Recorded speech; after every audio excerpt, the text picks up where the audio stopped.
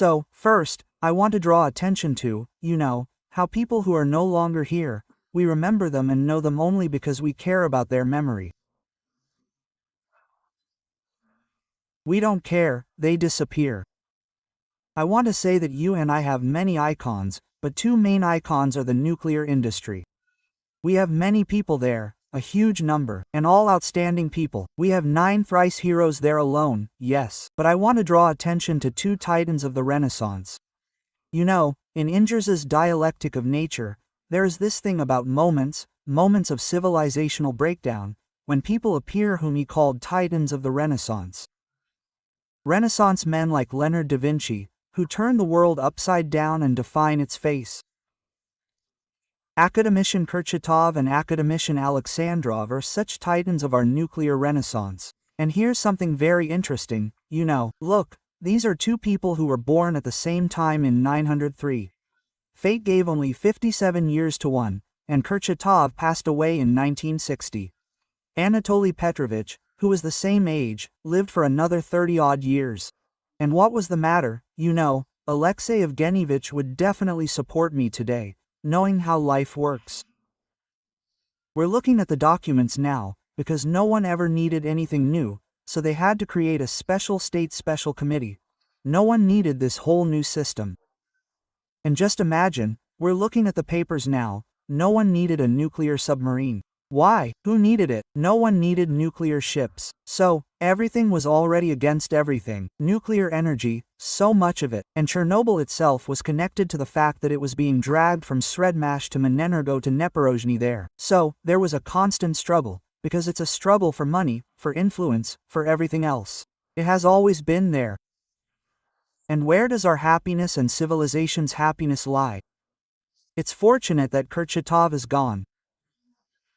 I can tell you, of course, that history doesn't have subjunctive worship, but if he hadn't had a comrade and successor, we might not be discussing the nuclear industry today.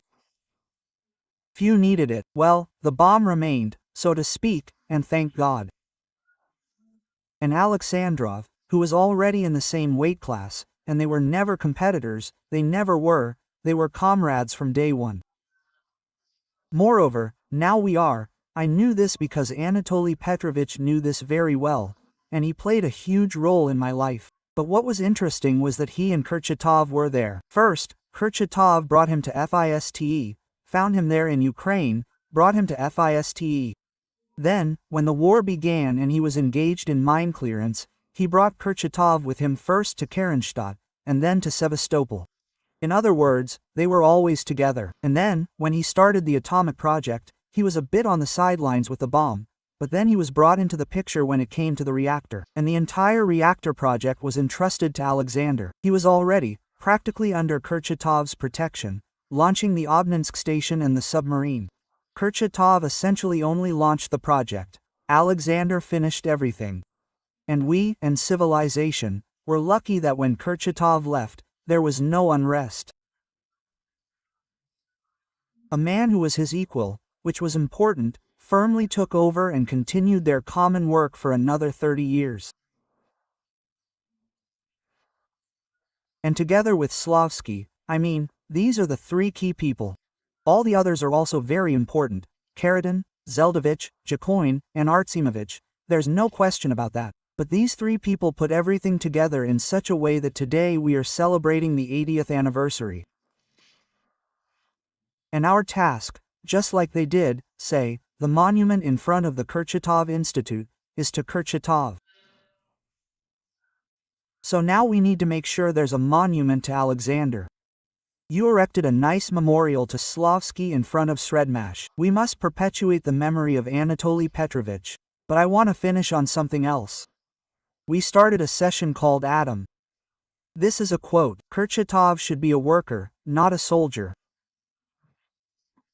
And so we just talked about how Adam, having become a soldier, protecting our lives, turned into a worker, and a multitasker at that.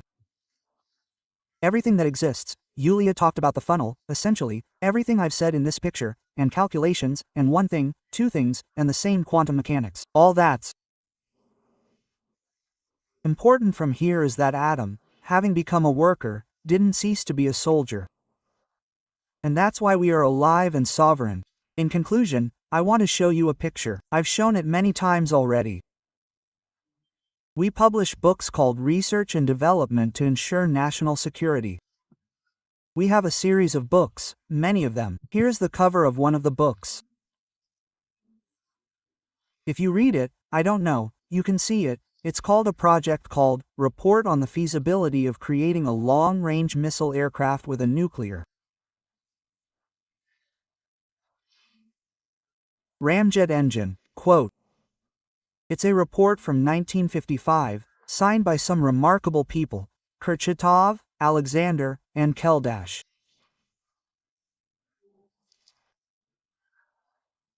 This is what began the work that today allowed the president to declare that in the 21st century we have the best weapons, and that it will take another 80 years for them to catch up.